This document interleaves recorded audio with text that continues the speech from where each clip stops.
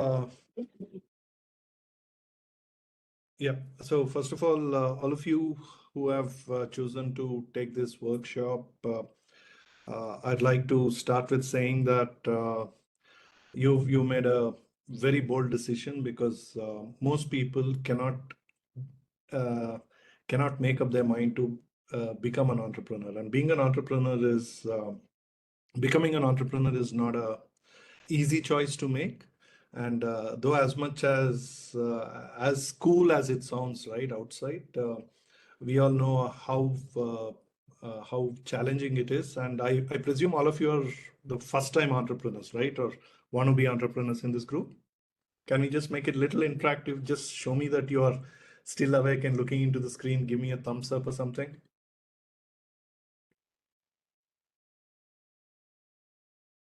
Yep.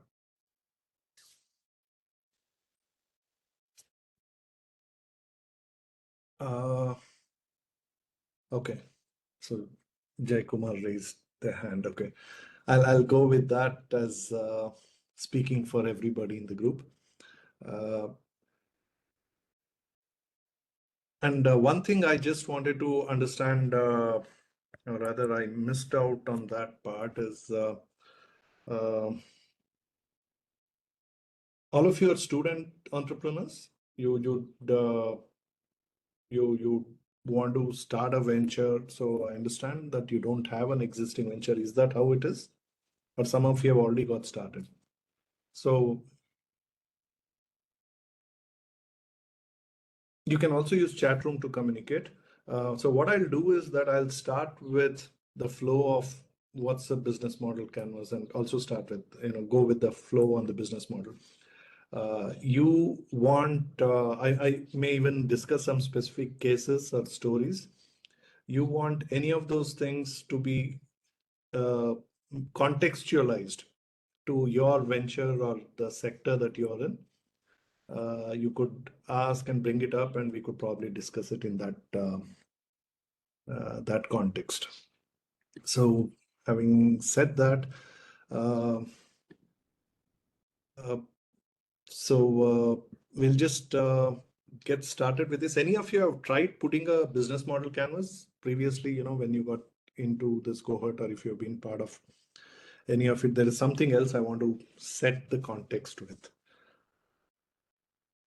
Any of you done or familiar with business model canvas?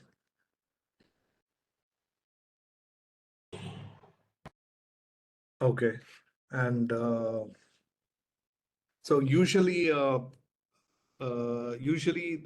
rather, the first business model canvas as a concept came from Stanford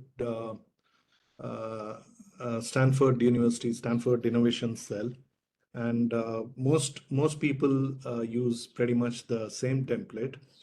And when you look at how I'm approaching it, I have made some tweaks based on my own experience and in the context that I'd like to approach it.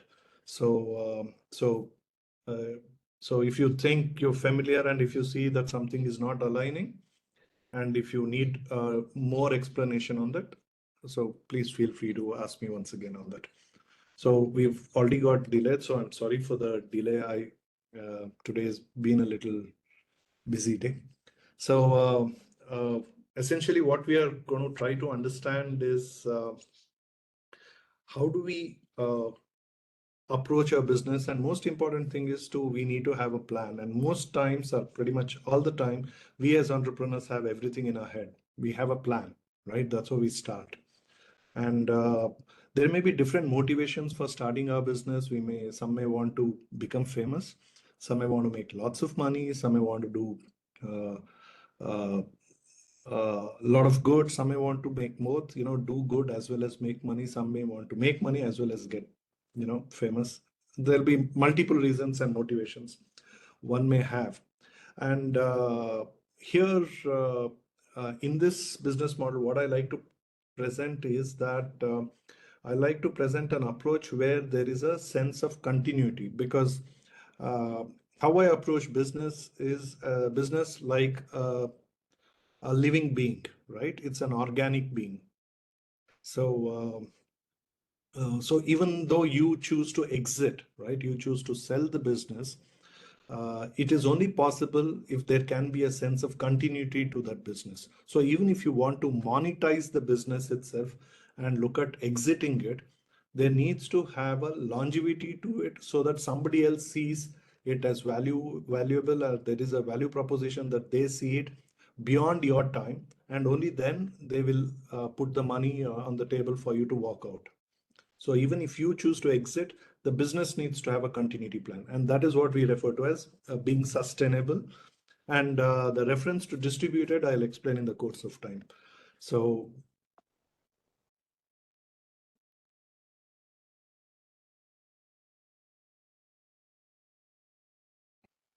so how I like to approach this is uh,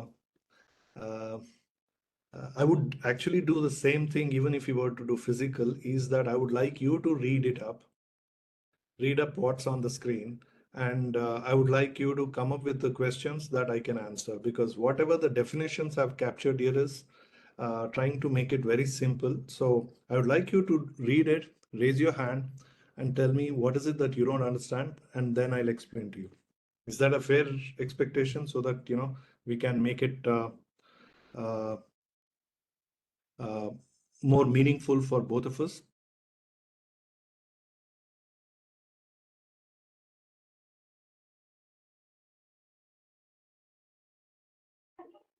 I think we have a volunteer who wants to read.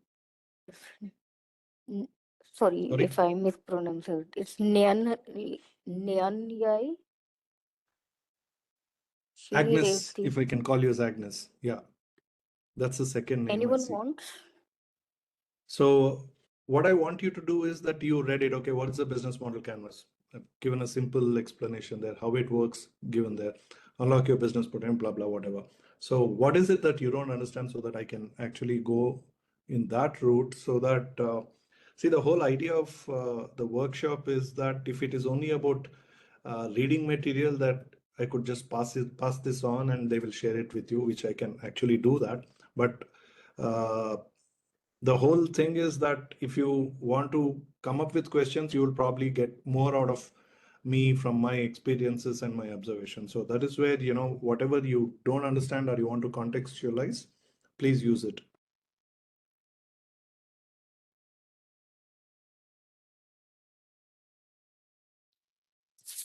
Is there a term you don't understand or anything? Okay, let me, uh, uh, I don't know how long we could wait. So what I'll do is that uh, if you have a question, you raise a hand and come up. So we have someone in the chat box who is willing to read, I think. Yeah, please. Please go ahead. You can either speak or you can type your question on the chat room if you have, you can't speak. I mean, if you're in a public space and accessing this workshop.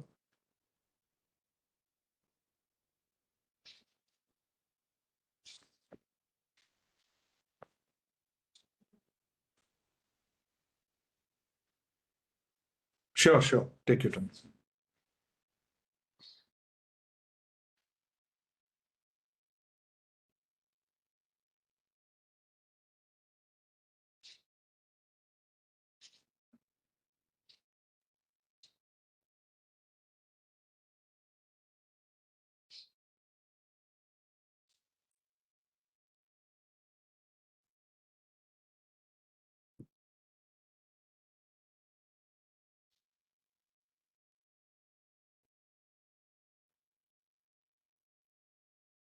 Yes, Agnes.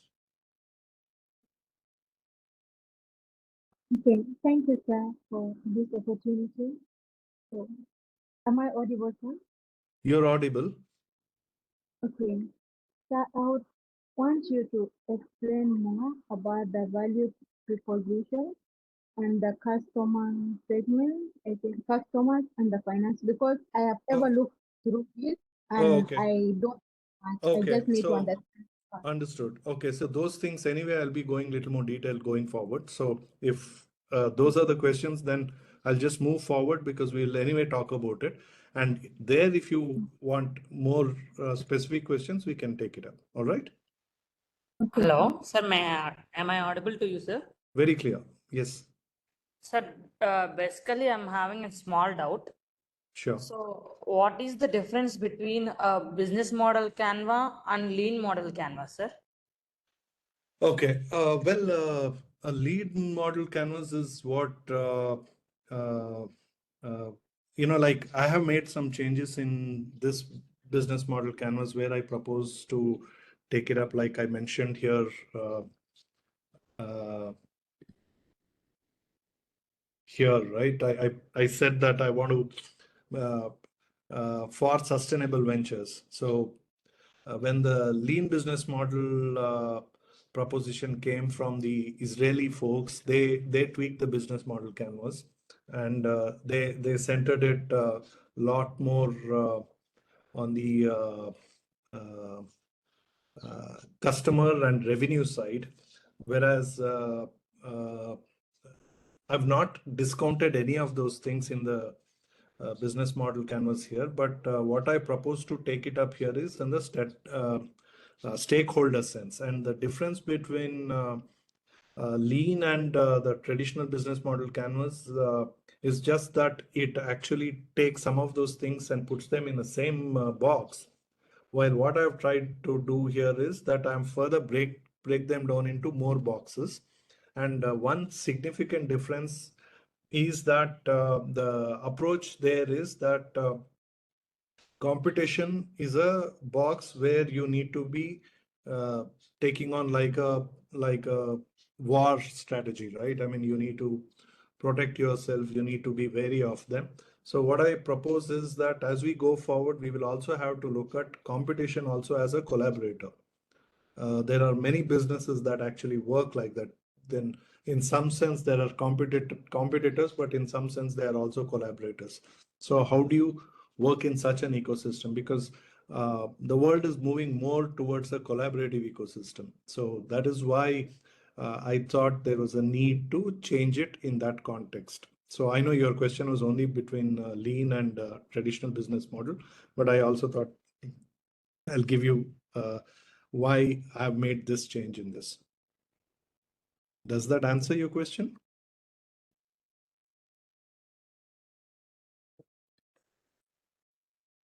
If not, you can speak up again.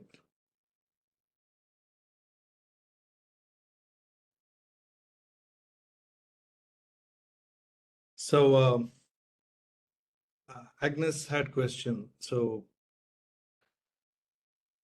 see what is important is to identify the target customers that we have, right? Who would pay for my product or my service or the solution that I'm taking to market for. So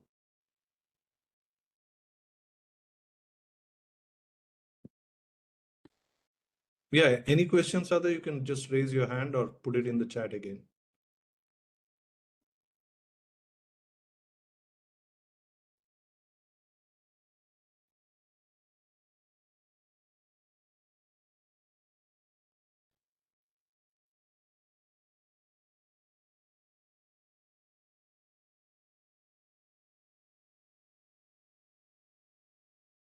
So can I continue? Yeah, please continue. Yeah. So first thing is for whatever product you have, who's the target customer, right? I mean, customer who will be paying for it. And uh,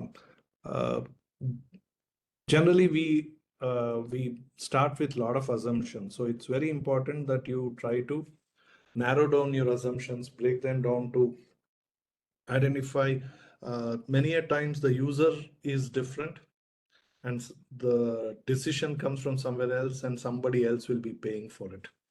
So do you guys want to give me some example like that where the user is different and the decision maker is different and payment, the one who pays for it can be different?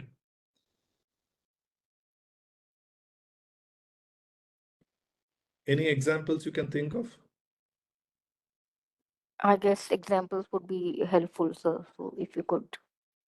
Oh get no, I'm this. asking if you can identify any Oh, product where anyone? somebody uses it, but they are not the one who decide about Mm-hmm. using it, or Mm-hmm. they are not the one who will be paying for it. Okay. So I mean, I can give examples, but I'm just trying to get Uh-huh. everybody to, yeah, ads. What kind of ads? Or you're talking about creation of ads itself, the business of creating ads? Yeah, education apps, correct. So the user is a student, the one who decides is a parent and pays for it. Correct. So there are a whole lot of products which are, and all the advertisements that targeted on television, right? I mean, usually trying to influence the parent to make a purchase, or rather influence the child to demand, so that the parent either, uh, pays or decides to buy so that to meet the demand. Or many a times like the education apps where the child may not even demand. So the advertisement or the companies will have to target the parents itself, that for your child, this is the best proposition. So they will be coming and they will have to influence the parent and then come. So there are a whole lot of products. So what is essentially required here is that if you are a business owner, you need to start uh, filtering it out. Who's your customer? Whether there is a difference between the one who uses it and one who pays for it, because your approach has to depend based on that. And another thing, most important thing, and a lot of people don't realize when they're putting a business model, is that differentiate from a customer's need versus customer's preference. Any example of a product that you want to talk about as what could be a need, and where the need could be viewed as a preference? Do you broadly you want to talk about? I mean, okay. I mean, transportation is a need, but how you commute is a preference, correct? Clothing is a need. How you dress is a preference. Eating food, being healthy, or even devices, we all need to be in communication, in accessible to everybody. But how do you attribute to the preferences? So how do you define or determine? See, now everybody needs to commute, right? So that is where you get down to determining the segments of the customer. Like everybody, every human being needs to eat, but the kind of food that you have to offer, who are the right segment? It's not that, like, let's say you want to make your own pizza. It's not that everybody likes to eat pizza, right? But everybody needs to eat. But eating pizza from a preference standpoint is appealing to one subsect of the total need segment, right? I mean, all the people who need to eat food and who needs it. So that is how you actually arrive at segmenting the total customer base. Everybody needs to communicate, but the means to prefer this particular mode of communication or this particular mode of commuting, whether they choose to go by their own transport, and the transport could be two-wheeler, transport could be four-wheeler or a public transport. Everything comes down to specific uh, criteria. And what would those criterias be? The criterias where they live in terms of geography, and they also are impacted by what their affordability, and even if they can afford, availability, right? Like there may be many people who may be able to afford a Tesla, but only now Tesla came in, right? So it was not available in India, and even if it is available, there is a limited supply.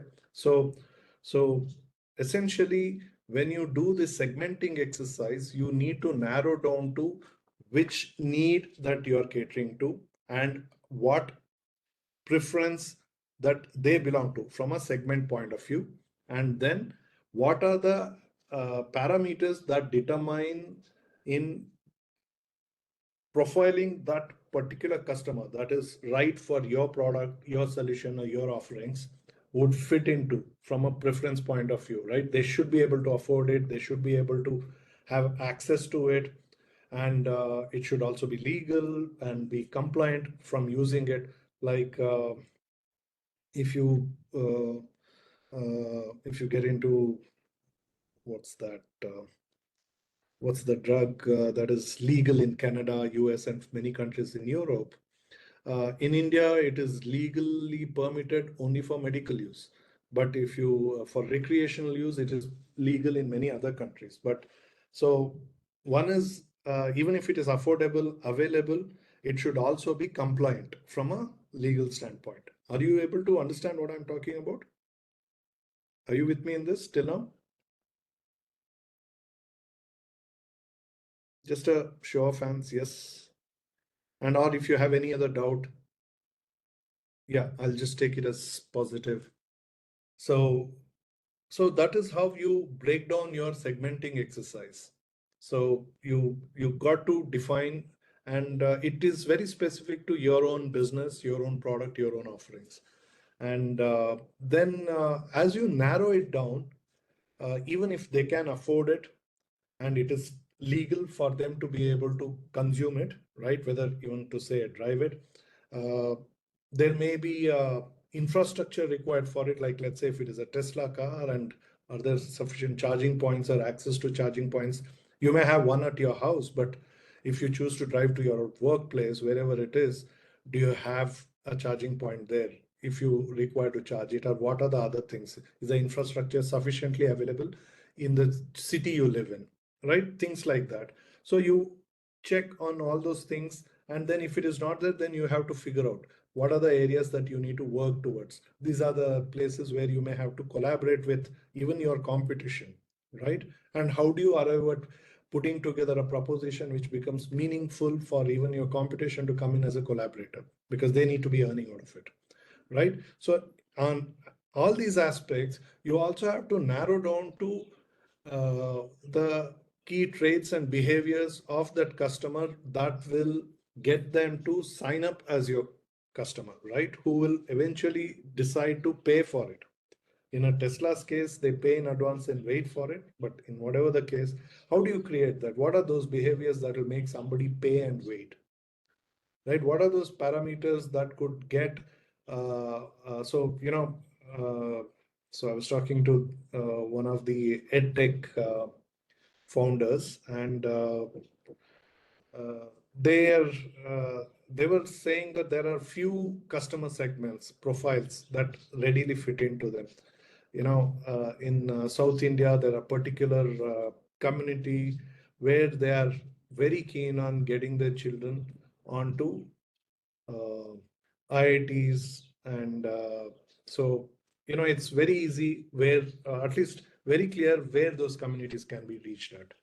And then geographically, there are people, okay, if you look at it up north, then there are places where the people are more interested in one getting into IIT and also getting into public service, like administrative service and all that. So what they will have to do is focus on those regions or focus on those communities. So this is how you have to narrow it down to behavioral aspects, so that you will be able to put together a good profiling of them. And based on that, every communication of yours has to go right, because whether it's a website or even the way the product is used, because if you know your customer is like this, it makes it much easy for you to work towards the user interface and user experience also. And once you understand this, uh, many a times a lot of complexities of the user experience is actually not a problem, because uh, it is accepted, right? So in a India context, so if you are catering to, let's say, uh, a business which is supplying or aggregating puja as a service, right? Uh, See, you may be trying to stitch in convenience, but at the same time, Indian diaspora, if living abroad, or Indians here, the mindset comes with certain expectations. You actually wait for the DT, right? So you actually can afford to have a longer waiting period for some areas, whereas the same people will perhaps get annoyed if their pizza gets delivered 10 minutes late, but the same will be waiting for a much longer period in a different context. So our people cannot be profiled based on uh, uh, behavior across different habits. You are you with me on when I'm saying this? See, profiling exercise, traditionally Western profiling exercises were broadly fitting into it, but in India, uh, it has become a challenge and people are having to look at those things because our behavior on one is, though tends to overflow into another. Uh, we as a community, our Indians as a community, are able to be shocking to the Western mind otherwise, because our the way we approach things are very different. For one, long back, a Westerner who was part of the firm from a different office internationally was telling me that this is amazing that Indians don't are not in a hurry to do things. And then this was a after our international seminar, we were having a dinner and drink, and that's where this conversation was. That was the first time I heard, and after that, I've seen and observed. I think it's a very valid observation. He was telling me that Indians tend to be relaxed or not so ur- urgent about doing things because in India, at least the majority of the Indian community have the concept of next life. So you're not in a hurry to do something within this life. I mean, he made it as a joke, but after that, I started observing that, see, there are a lot of other things which gets into intrinsic behavior of Indians because of a lot of these things which are generational in approach. So it's very important that you just don't go with a standard behavioral template from the West, but you try applying your own observation skills as an entrepreneur, right? Your own growing. And also, there are a lot of people now in India who do these things. So, this exercise of customer segment, particularly for your target audience, is extremely crucial. See, this will pretty much determine your success. So, you really need to give a lot of importance to this.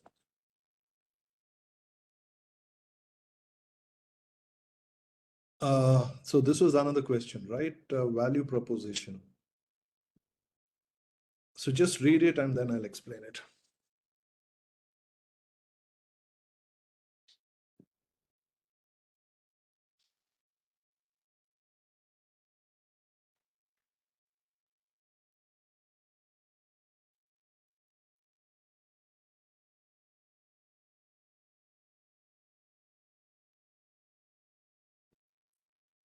Is this clear now? Is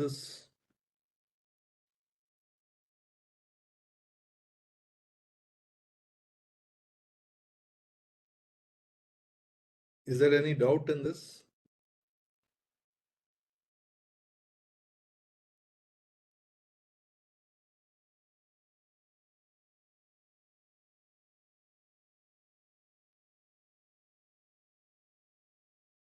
Okay. Is that a no doubt for everybody?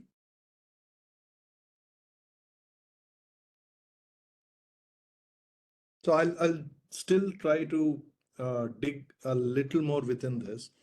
See, in the course of creating a value proposition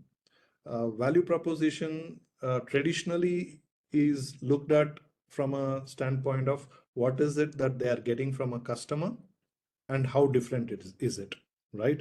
As a product or as a service or as a solution, right? And to address these things, most times the focus gets down to bringing in the feature that addresses that brings in the differentiator from a competition. So a lot of them are approach value proposition in this angle. See, it's a nice thing to do it. It's what most people do, so it's also good to do it. But what I'd like you to consider is that see, there is a very famous statement from Steve Jobs, right, where he said, "The customer does not know what he or she needs."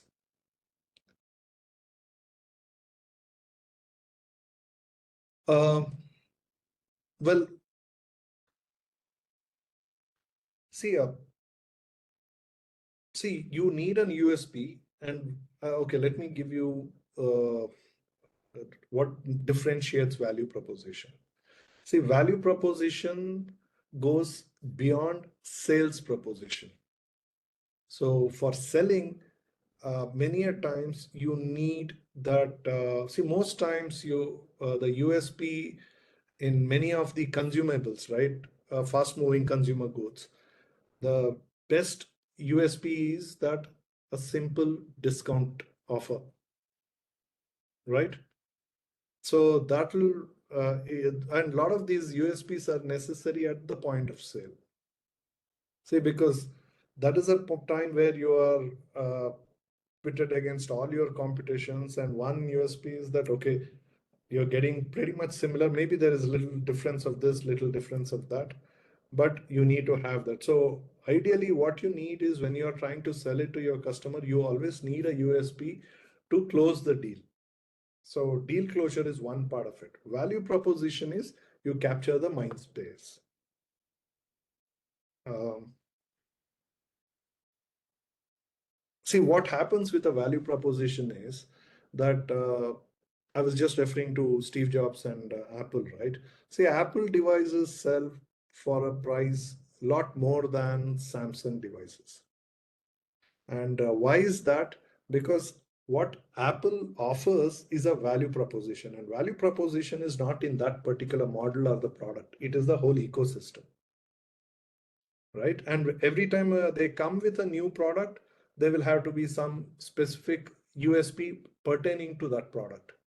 But the value proposition is that ecosystem, right? You have a phone, you have a laptop, you have a watch, they all, whatever, everything you do in one device gets shared with others. So there is a continuity. You don't have to worry about syncing. There is a provision to sync it. Of course, now other environments are also carrying that and trying to do that.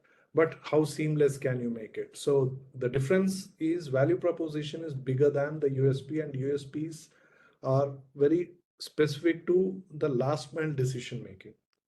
Now, am I able to get through to you? Is that clear?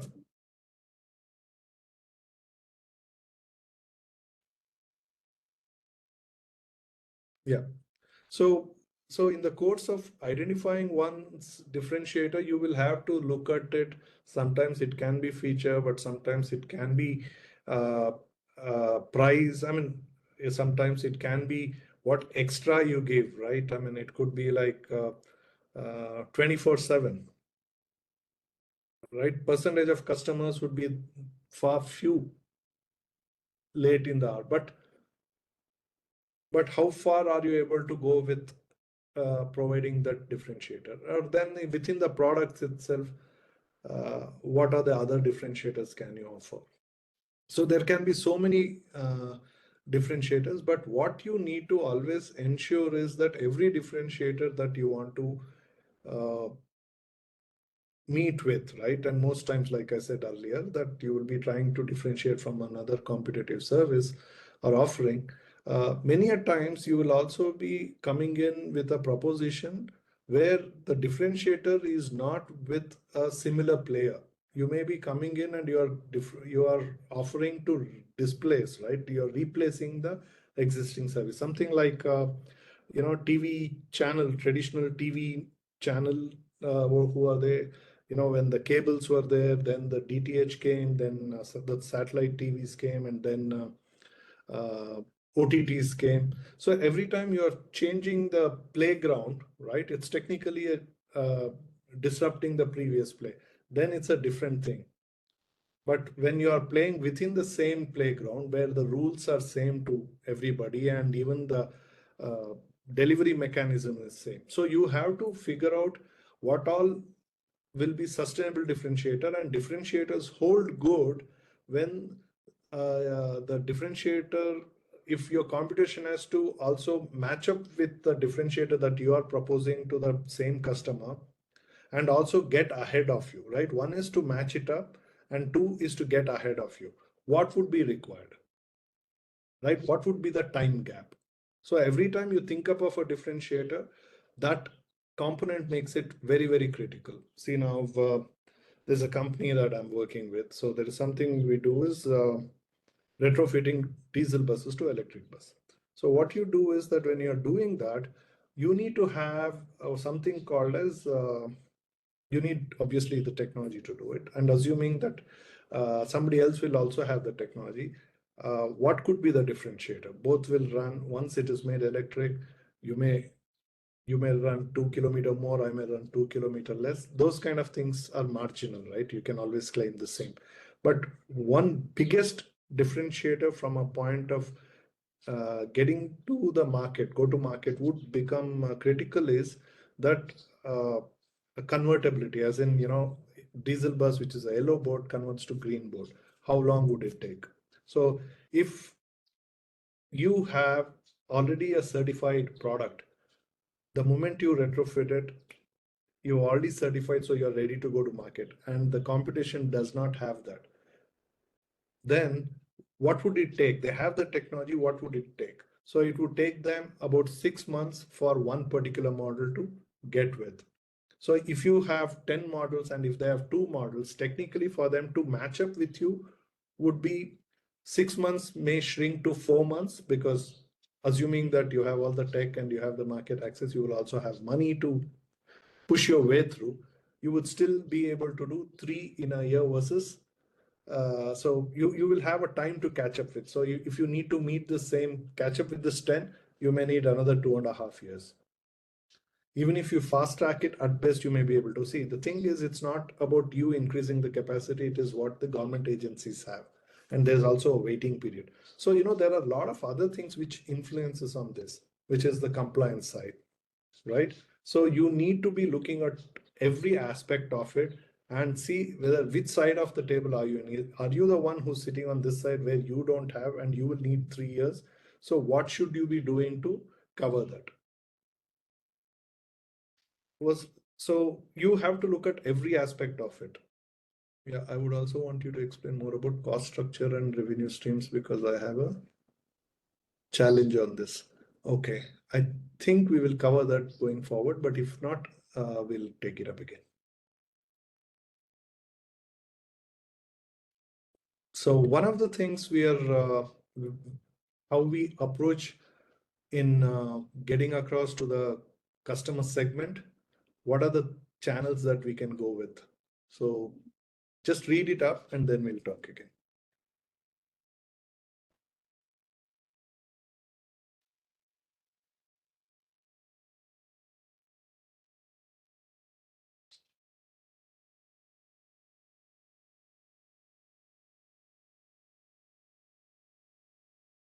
So this is a typical cycle that every business goes through, right? From a awareness or being able to be discovered by your potential customer.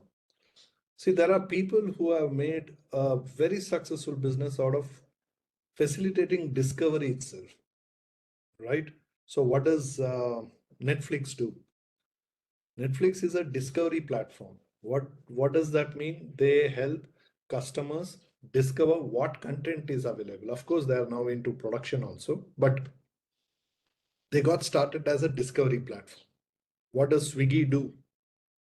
Today they do have white labeled food joints where they sell you pizza with some brand name which is owned by them. But previously they were a discovery platform where they aggregated all the service providers. So there is a opportunity in enabling discovery alone. So if you look at it, each of the value cycle by itself has an opportunity to do business, where you get discover it and then you evaluate So how customer assesses your value proposition is a key aspect, and how you facilitate in doing it and channelizing it to your desired approach. And then how customers buy your product or service, right? Online, offline, whatever.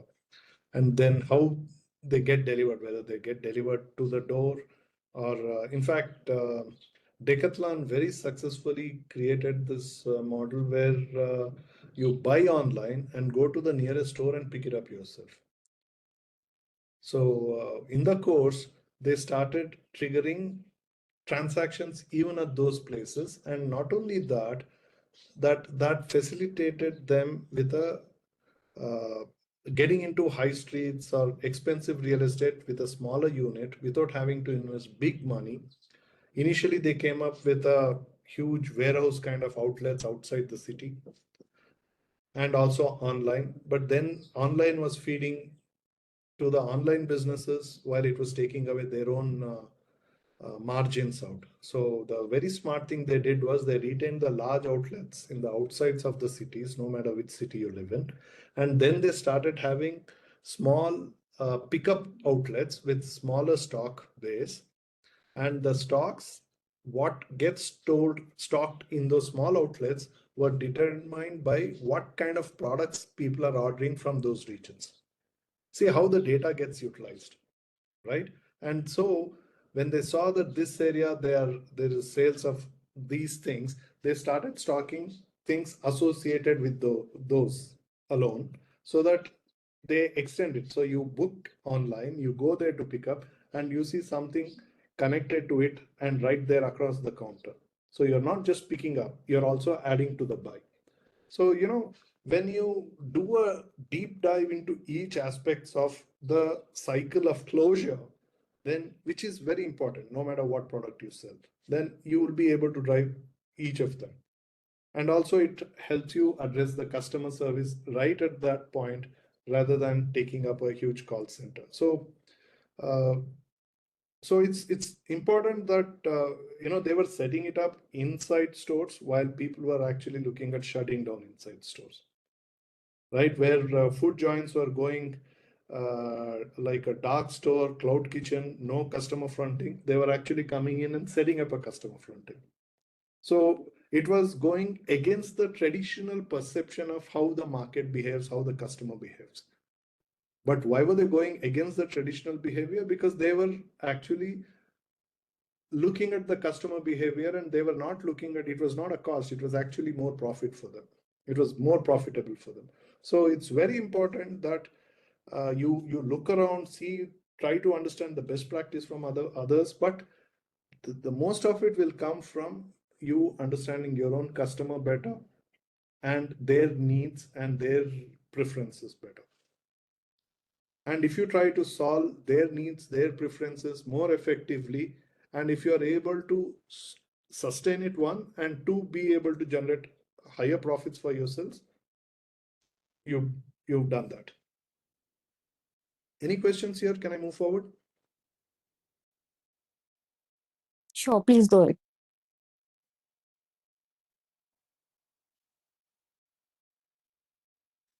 So yeah, please read it and then I'll jump in.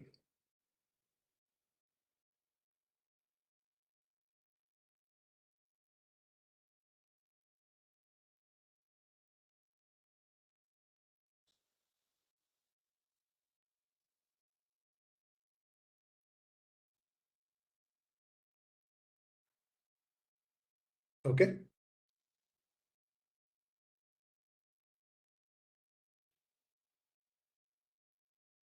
So, every business demands a different approach to how you choose to engage your customer. So you can be proactive about it, you can be reactive about it, but you need to engage them. If you are proactive, the advantage is that you are able to learn their behaviors, preferences faster. If you are reactive to it, then chances of you learning is slow, because then when you are reactive, you become focused at response mode. right? This is what the customer wants, so I will address that. But if you're proactive, then you are able to see where, why, how. So that is why it is necessary that you start applying yourself to the customer cycle, right? What happens? How do they live? So recently there was a video which was doing rounds about, I think, MyGate CEO, right? MyGate or Adda, one of those guys. He went and he spent a week or so as a security guard in one of his customer places, and he was and they made a good PR out of it. And of course, a lot of people started criticizing. Then there was some, I don't know which IIT he was part of. They started claiming he's our student, and so there were a lot of good positive stories, negative stories. See, irrespective of it, why is that important? Is that, see, once he understands the touch points, see, they are the touch points. Touch point is that, customer experiences his product at that point. So being there, he was not only able to get the customer's touch point and what impacts at that point of time, that what impact their product can potentially leave. He was also getting first-hand experience of what these guys go through, because they are the ones, they are the faces of your product. So it's very important that that is a proactive engagement, right? If you're a reactive engagement, you always have a number. You have a problem with your customer support, call this escalation metrics. You send a mail to A, they don't respond to B. If they don't respond or not resolved, send to C. I mean, likewise. So you can always be reactive, but reactive is what built so many call centers in India, right? Of course, India was on the beneficiary side. We created a lot of jobs, but you can build a business far more effectively, successfully, if you're able to look at it from being proactive about it. And what are the things that actually come into play? See, you need to start employing scenarios that uh, most impacts the customers, right? And that is a strategic considerations.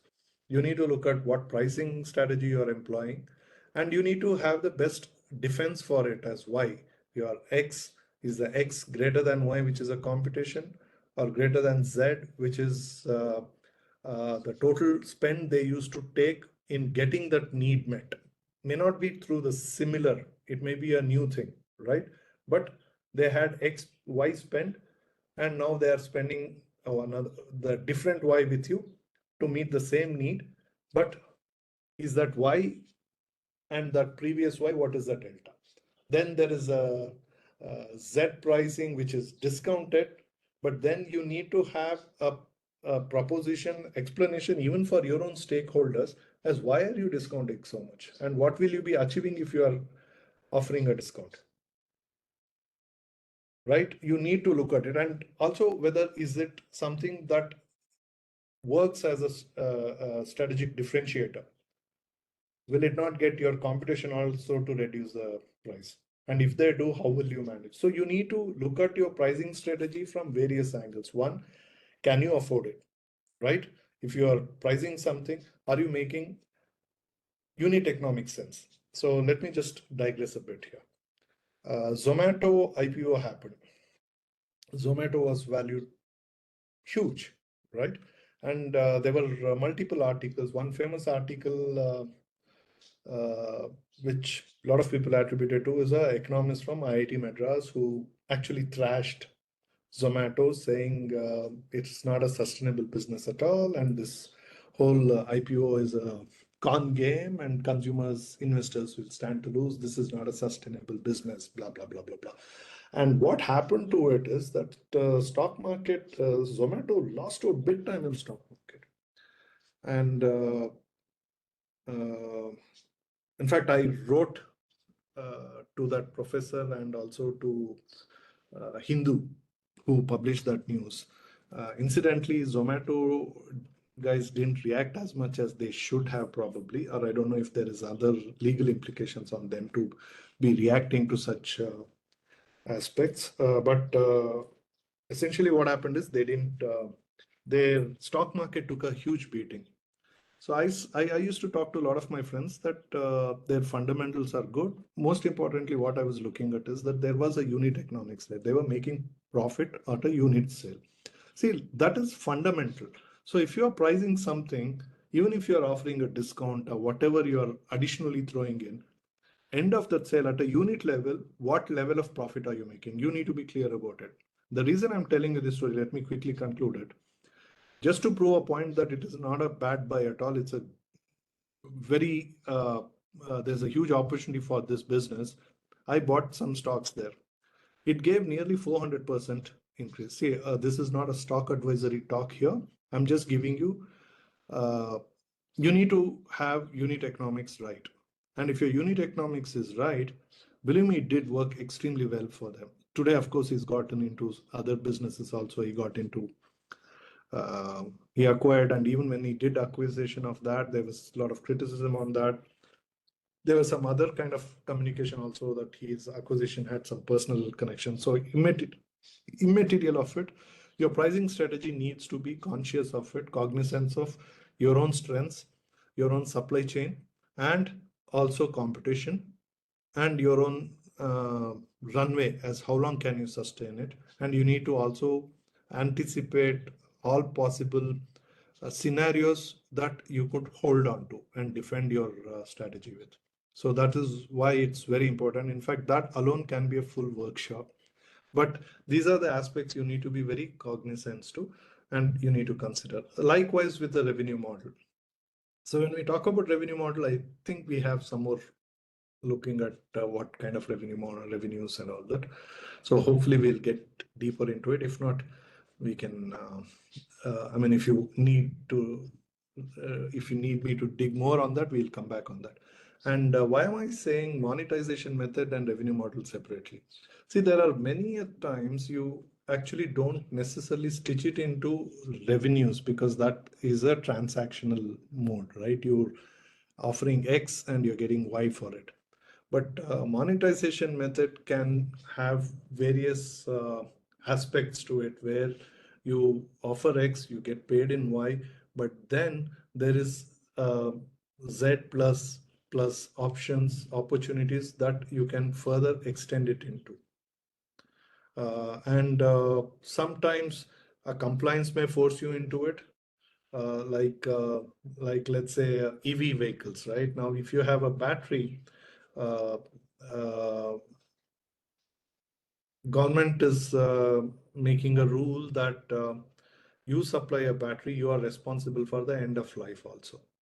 So what happens is that you supply a battery along with your vehicle or somebody else's vehicle, you are only selling batteries, you're making batteries. End of life, you are supposed to take back. So when you have sold it, the revenue model already captures your end life also, your replacement cost also, the engineering associated with this, and even probably shipping associated with that. So that is called. What is the additional monetization method? You can look at what can you do after end of life. Are there players who do second life of batteries? What is the cost what is the money they will pay you for? See, it's not only for battery, it is there for everything, and it's not necessarily only compliance driven. Even if there is no compliance driven, like let's say, I was telling you about the old bus. So in the process of retrofitting, the old diesel engine is taken out, right? And it's given back to the owner, SRTU or SRTC, or even the private fleet owners. What do they do with that old engine? They actually sell it. They sell it to those gujaris. They pay money for it. They break down those components. They look at what can be used, reused, sold, how, and what can't be used. They will still make money by selling it in scrap, which gets melted and goes back into the cycle. So there is some money to be made even there. So there are monetization method goes beyond revenue. I have a random question later. Then what is that? Need help on because I don't know under which category it belongs in this section. Okay, all right.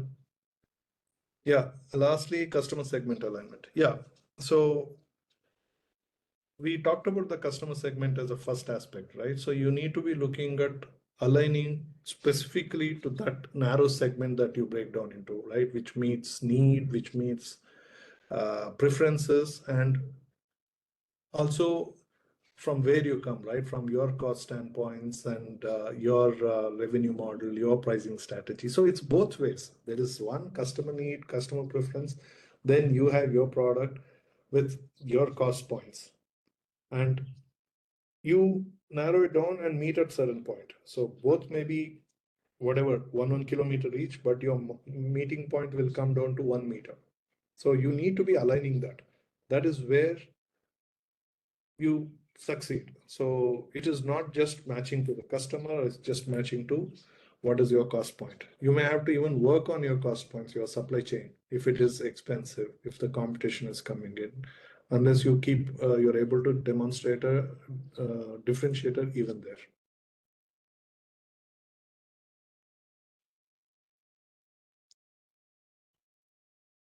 Yeah, please read that. Yeah.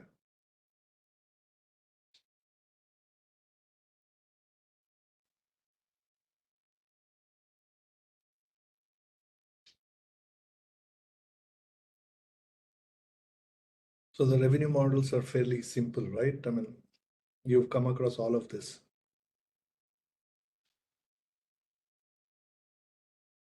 Is there any doubt, any question on this?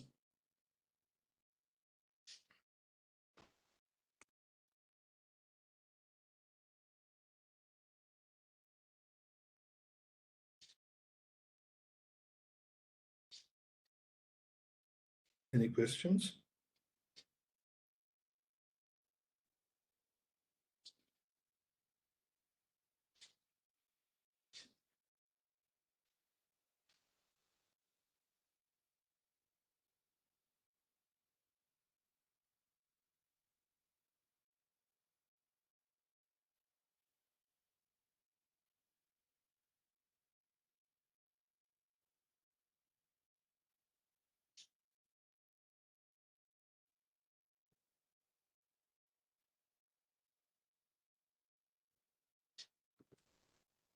Not really, you can continue. Okay, then what I'll do, The 24th of I'll not be going into it because I think I've simplified it fairly. So you also don't have any questions, then I'll just go to the next slide. You have any doubt, you bring me back in. So now read this.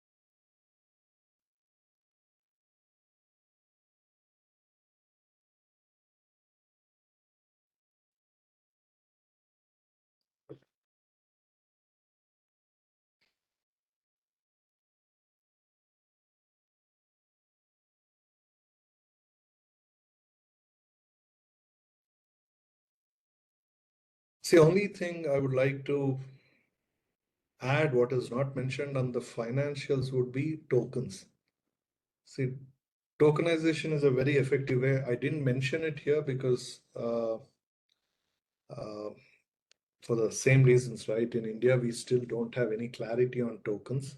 Of course, US also didn't have it till very recently, right? You heard of what does it call it? Genius Act, which got published, I think, a couple of weeks ago. They came up with that act, Genius Act, as they call it, which brings a lot of clarity to their approach to tokenization. Of course, they stand on the whole ecosystem, whole token economy. In fact, I did write an article. I think I published it on LinkedIn. So if any of you are interested, go look it up. And my opinion on Genius Act is what they are trying to do and why they are doing that. And should India be following it? I do want India to follow it to the extent of we having our own compliance brought into it, because right now tokenization is neither legal nor illegal. So that's the unfortunate state we are in. And so that doesn't stop us from doing business as entrepreneurs. But see, the moment compliance comes in, it can go in full steam, full scale. So that is where, so financials with tokens, it'll change the whole play. It'll change the way credit lines and what credit lines can do. See, credit lines are essentially debt, right? So, see, why is it so important and why is it a key resource and what can it do? I hope you understand, or do you, any of you need an explanation?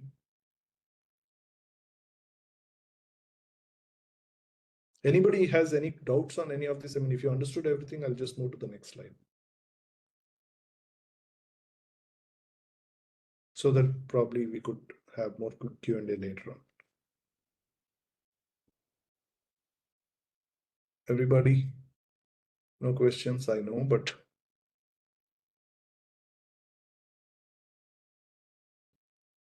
so do I assume intellectual? Okay. You need some explanation, I assume. So I think intellectual property, brands as an IP. So see, brands as an IP has been monetized big time by Tata.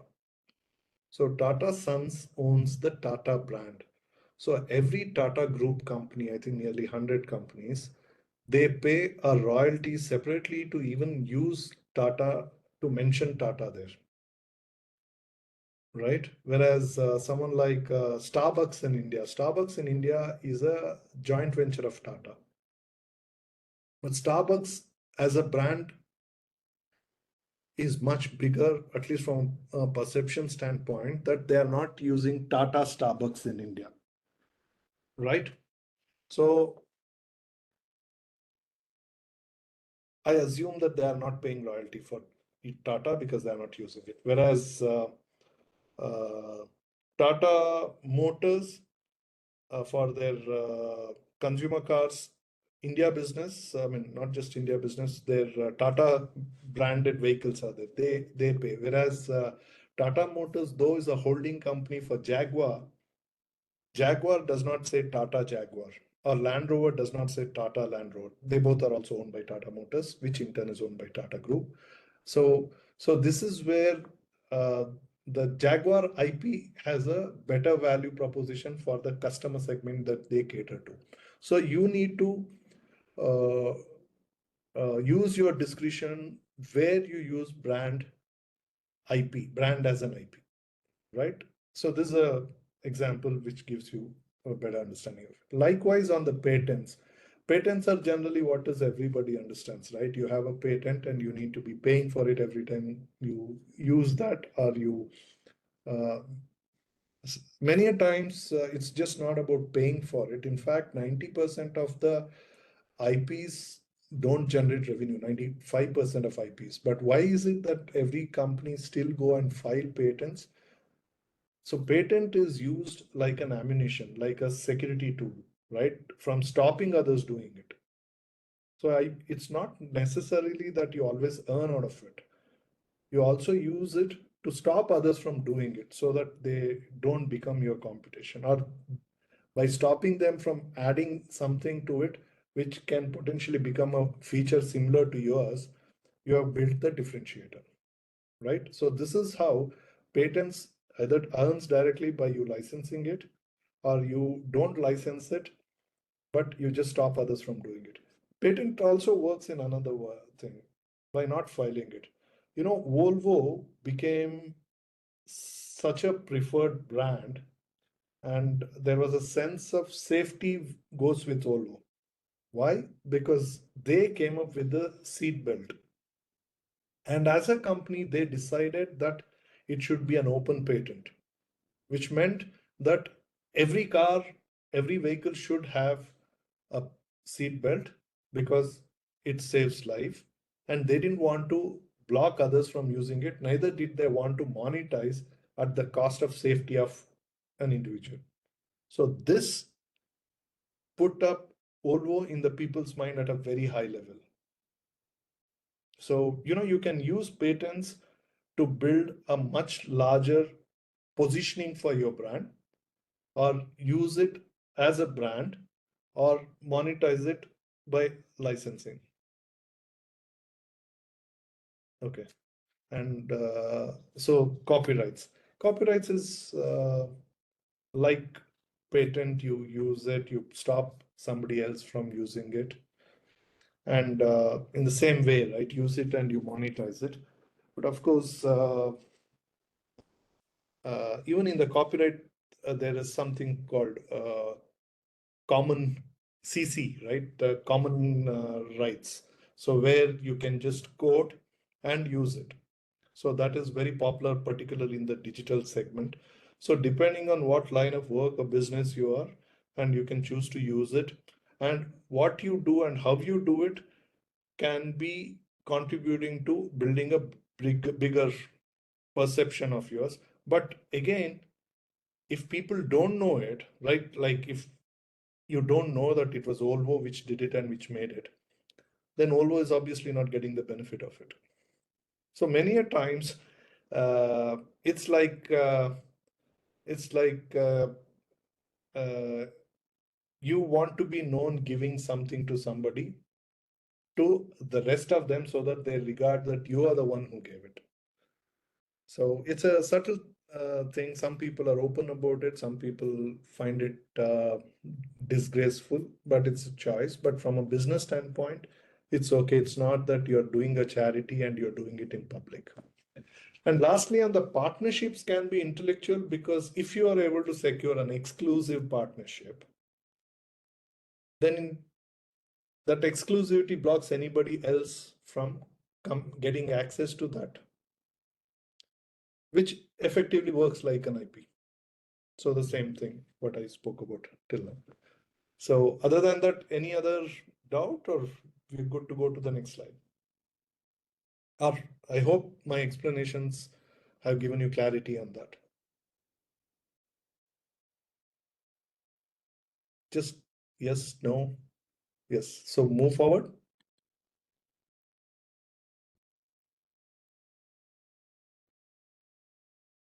Yeah, just read it.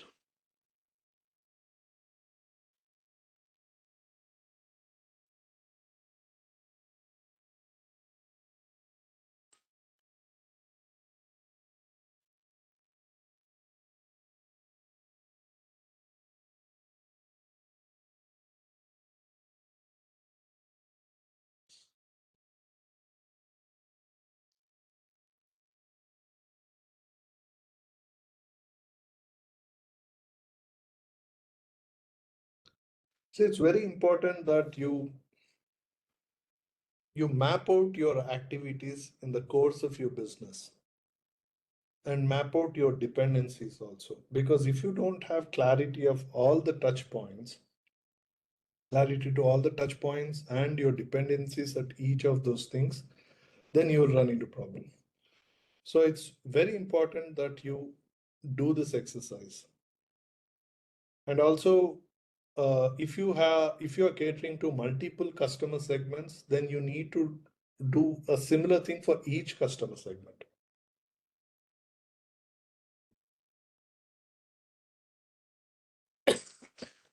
Are we clear? Is there any doubt in this, or do you have any specific context that you want clarity on any of this 1, 2, 3, 4, or this side?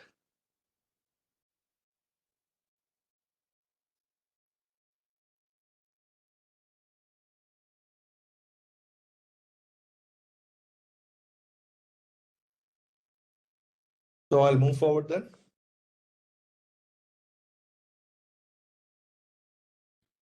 If you want me to go back, let me know. Yeah.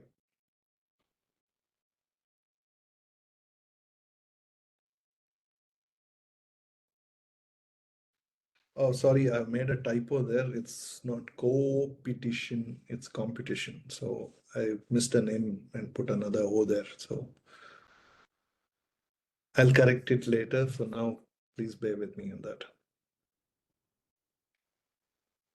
Rather, I'll just do it right away. Yep.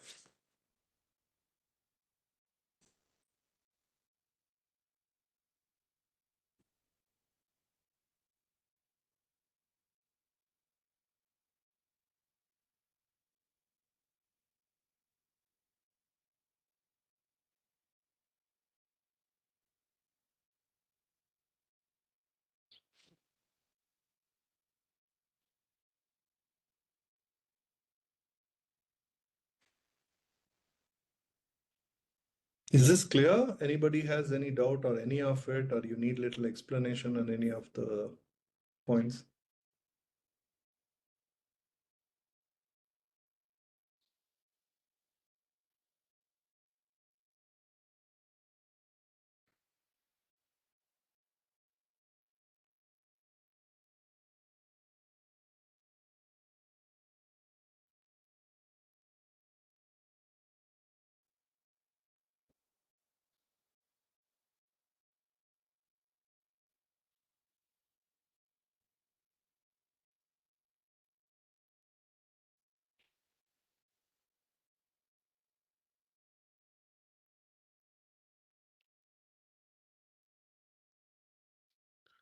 Okay. So, relation to assure reliable supplies. See, see, lot of product business, particularly when it is not a software, right? In a software sense, also we can associate maybe if you are in software business, you will today need a lot of APIs integrated, right? Because you can't be building all the products, all the bridges yourself. So there are APIs you plug in. So they typically become your supplier. So today, any offering that goes with dependencies from outside in terms of either they are supplying a raw material using which you are producing your product, or a component which makes your product complete. So there is always reliability required with that, because if you are able to make, let's say, 100 units a month, and you're selling, and every month, and you have that cycle, you know that you can make money, you can sell, and you are able to meet your demand cycle also in the same sense. But if you get a 200 unit order for the same month, obviously your supply chain gets affected, because your suppliers are all set for supplying to you for 100 unit a month. So should you take that order or not? Because then what are the parameters or criteria that will make you think, should you be even saying yes to that order? What you need to think is that, first and foremost, will there be a continuous supply? So that you can actually look at adding more suppliers. And then if you're adding suppliers, you'll have to ensure that each of the other suppliers also meet the same quality standards, because that is what you have been. I mean, if somebody is liked your product and they want 200 of it, they are obviously expecting the same quality. So will your adding new supplies be able to provide you with the same consistency? So you'll have to look at a lot of those things. But essentially, this can be a make or break, one, from your sustenance, and two, most critical aspect for scale. So if you have to be scaling, if somebody is giving you 201 order, see, apart from that, will there be a continuous order? And if there is no continuous order, you'll have to look at it and say that, will you be able to generate independently at least for 9 out of 12 months, so that it makes sense for you to keep up with that. So you will have to look at buyer supplier relationships in multiple ways. And not just that, even for you to be agreeing on a particular price point, you need to have understanding of the supplier ecosystem also, not just your competition. You need to be aware that who else can supply and what are the differences between each of the suppliers, and where are their dependencies, because you are buying from say X, and X is buying from Y, and Y is in country Z where there is war happening. It is very likely that Y is not going to get its supplies, and in turn X will also suffer. So if the war starts in Z, unless you know its supplier and its backend supply chain, you will not make plans to find an alternate supplier, because today X may have its own stock, Y may have its own stock. So Y's supplier in Z has got into war situation, but they may think X and Y may get worried, but they may also think that, okay, we still have stocks, and hopefully in the next 3 months the war will stop and supply will continue. And they don't have an option but to think like that. But for you, you always have an option. You don't have to think that nothing will happen. You need to worry about it, and you need to make plans to look at alternate suppliers for yourselves, so that your continuity does not suffer, your customer does not suffer. So it's just not important to know your supplier well, you need to know your supplier's ecosystem. And if the supplier's ecosystem goes beyond 2 degrees, you need to know that as well. So that determines your own success. So it's very important that you actually dig into each of those aspects. Does that answer your question? Any other question?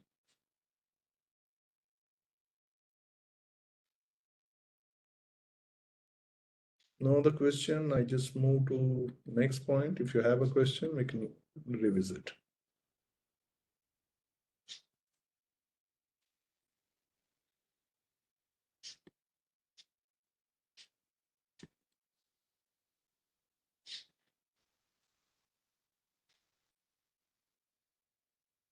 So earlier there was a question on cost structure, right? Pricing, costing. There was a question by a supplier.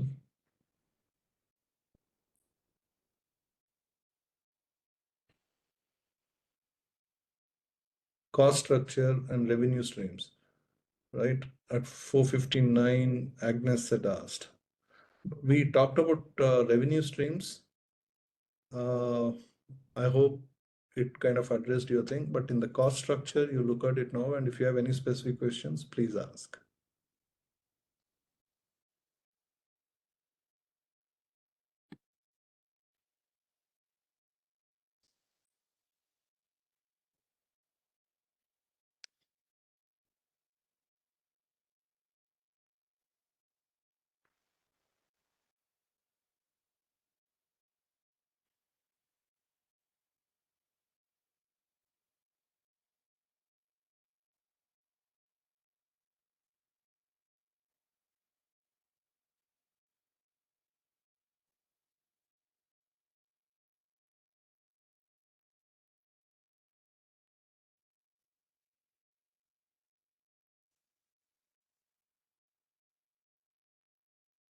Any questions here?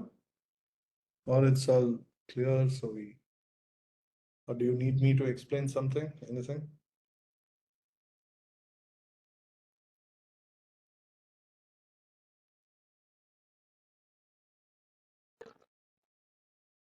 How do we plan for scale, especially when there is hardware involved in the design along with software? Okay, when there is hardware involved along with the software, how do you plan for scale, is it? Yeah, first prototyping, um, after Yes. that, sample selling, and so how do you next scale as a process? Well, see, from a point of scale, where your software side is not really a challenge as long as you address the architecture for scale. The challenge will come in from a hardware supply side if your dependencies are on components which are, like today, most of the EV companies are stuck because of supply of magnets, right? So, or previously, like so many other components, there was a supply challenge. So whatever is your component supplies, you have to break down into looking at where it is coming from and what are your dependencies on what markets. And sometimes compliance can also play a role in that, because if government makes it takes out the taxes on it, or suddenly there is a new tariff on it, then your cost structure gets complicated, right? I mean, you didn't accommodate X percentage of tax to it. It was non-existent, and suddenly you have to accommodate that. So obviously, these things you need to factor as much as possible from a scenario mapping exercise that you will be doing it. So if you are planning on any amount of scale, you have to be getting into looking at all possible scenarios. What are the scenarios from a supply side? What are the scenarios from a compliance side? And also see, many a times we can't really plan a scenario which may just happen, right? Sometimes it can even be good. Now, if you look at a scenario of uh, uh, the I'll just go back to EV because that is something I'm working very recently with. There is one compliance thing which came in for EV is that for green board, you don't need permit if you're a independent fleet owner. Traditionally, if you are a fleet owner, you're operating bus service, whatever ABCD routes you are operating, you need permit to drive in route A, route B, route C, route D, and E. And also there are fees to be paid for each route, depending on the demand. But what government did is that they just announced that if it is green vehicle, you don't need that permit at all. So if you don't need, you're not restrained by the money that you can afford to, because you can be blocked by somebody who can pay more money to government to not give you the license. But if you're green board, you don't need a permit. It just opens up a huge opportunity for you. You can pick whatever the route you want to operate, what gives you most money. If in a permit you have one route, you are forced to operate only one bus. You know, there are so many people got caught. At least I live in Bangalore. So in Bangalore, we had quite a few private transport operators, including one owned by one of the ministers here, has been caught multiple times for same bus number, you know, flying between Bangalore and Chennai. They had same bus number. I think they caught 6 buses or something. The reason they do that is that they will have permit to operate X units. Beyond those numbers, they used to carry the same number because that number is already got permit. So they use the same number and run multiple buses, which is a scam. So they got caught, and sometimes people don't get shamed by these things. But so those are the traditional limitations, which is in one sweep got removed in the green board side. So some of these things can give you a huge advantage, but again, you are not in control of it. These things happen, but where you're you have to map out what is it that you're in control and what are the things you're not in control. And you will have to also stitch. See, one thing a lot of people plan on the supply side is that you know you invariably, particularly when it is involving hardware, you invariably get locked in with a lot of investments for it. So what is important here is that particularly when it involves hardware, how do you hedge your supply chain? So this is very crucial, because if you are able to break it down in looking at, this can be hedged either through a scam or I mean through a not a scam. What do you call that? The government scheme that actually supports this thing. Just you may have to look at breaking down those components. Is okay. You have this, and this can be supported with that scheme, and then you have this which can be supported with some financial aid, so that it gives you different bandwidth. Sometimes what happens is your supplier will be bundling it. They will say that, okay, I'm giving you this, which will also have hardware and this hardware. And many a times, most suppliers do that to bundle things which they don't necessarily make, but they have a bigger cloud. So they attach something else and bundle it because they want to create a bigger book for themselves. Because, you know, in the revenue side, right, top line will get higher for them. So they try to associate it, but it may not be in your benefit. So you really need to look at it and break down that so that you are able to draw better value out of it. If you splitting it can get a benefit of this scheme, because right now for um, the chips, and there are so many semiconductor, there are so many schemes are coming up. So if somebody is trying to bundle them and offer it to you, you have to look at it. Can you break down so that you are able to draw a bigger value? Of course, that can be only achieved with scale, because if you don't have scale, your supplier will not agree for that.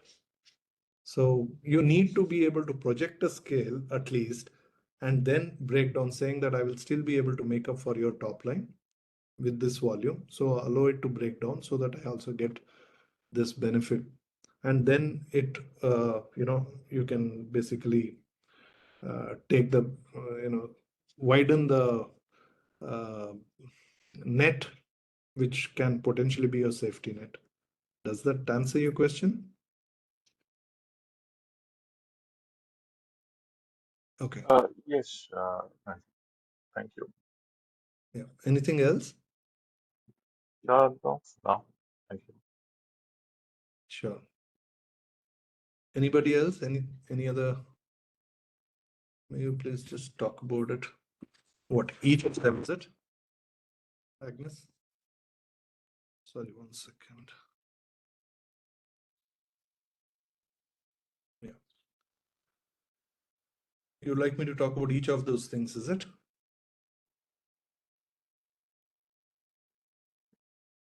Okay, on some of the things I already spoke. So, see, every product solution that we go to market with always has some elements which have a fixed cost to it, right?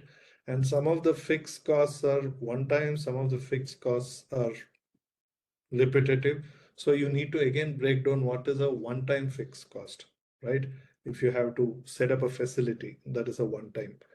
But within the facility, there are few things which are consumed based on the number of units that you make out of it. Then there are consumables, and then there are other supplies that come in. So you need to have map out what are the fixed costs, what are the variable costs, and even sometimes it is beneficial for you that what are the things that you can move it around. See, as a business, what we need to have and what even the investor will expect is some stability and consistency. So how do you arrive at stability and consistency from a cost structure is that are you able to keep your cost, particularly cost that is outgoing cost, to a fixed number to a specific point in time, so that then the sales that you are able to project, you are able to keep your profitability also fixed. Because if your costs are continuously varying, you cannot be having variable price points, price for your customers. Your customer expects, see, it is many, not necessarily in the, it may not happen in a product space, in a frequently consumed space, at least in the industrial product segment or in the solutioning space, you always do mention that this price is applicable for a period of time because you know your supply side to this point. But where we can actually get a better advantage is wherever we are able to push that variable towards near fixed, so that we can lock in the supplier to a fixed price, so that we are able to work with a longer period of time from a pricing point of view and also getting the benefits for it. So this is what, yeah, this is another thing for the previous question, right? On the economies of scale. So you have to be working on figuring out how many of your variable cost moves towards the fixed cost. That is another key component for you, particularly if you are going towards the scale. It is very difficult to scale if you don't address it, because if you are going towards a scale with a significant component, uh, uh, components that impact your pricing in the variable segment, then it becomes very unpredictable for you from a pricing point of view. So when you're going at a scale, you're going at a speed. So velocity needs some consistency. Otherwise, you can fall faster, right? When the velocity is very high and your track is varied, you understand, right, where I'm coming from? I'm sorry, what was the name with P? I'm just didn't remember. Yes, yes. Yeah, so that is another thing you need to be conscious of. So when you're building scale, when you're bringing velocity to your business, you need to try and move as much of your variable towards the fixed, so that the velocity gets a better balance. Otherwise, the business risks you're in the unreliable zone. So that is another thing you need to be paying a lot of attention to. How much of it? And once you're able to secure, then you should be moving into it. Yeah, Sarika. Thank you. Thank you. Sorry for the interruption since this workshop is about to end. So I have an important announcement for the students. This is just to inform you that we are going to launch a quiz-based, workshop regarding these workshops for the upcoming one and this one. So we'll be sharing a quiz, and top five scorers will get the Amazon vouchers. So please be mindful. Please be more attentive and interactive in these sessions because you will receive a quiz form post these workshops relevant to these, right? So just a request, and let's see who is gonna win these vouchers. This is the announcement. Any questions regarding this?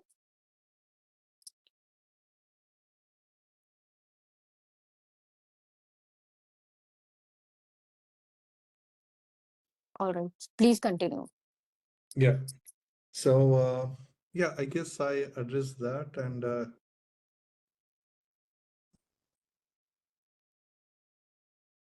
yeah, there's a question you want to answer.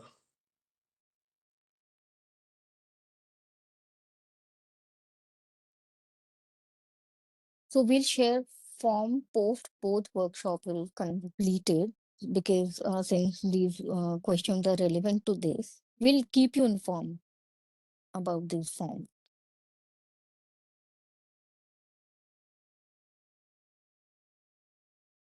Yeah. So in the introduction, I was telling you that I'll take you through about the distributed economy model at a later stage. So, and also the reason why I put together this particular business model canvas. Okay, so the business model canvas that I made changes to is also in my LinkedIn. If you want, I can share it. I had already shared it with the NASCOM team. So if you have access to it, you can share it with them. Otherwise, let me know what I can send it again.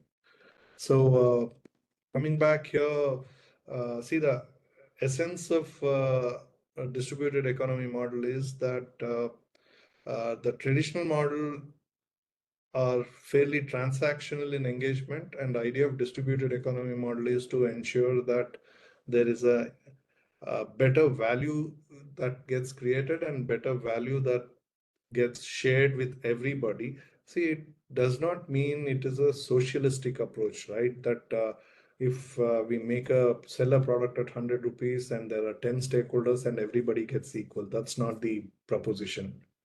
So the proposition is that every stakeholder gets what they deserve, what they have contributed to. Only difference being that the distributed economy model treats the suppliers for their contribution to the value creation, not just the suppliers, even the customer, even the employees, gets benefit of the value created, and not just for the if it is an employee hours they worked or the supplier for the components they supplied. To the same equal proportion, they get a higher model. Just to let me just move forward and then see if I can come back and explain it in more. Yeah. So stakeholder value distribution is essentially, yeah, just read it and then I'll explain.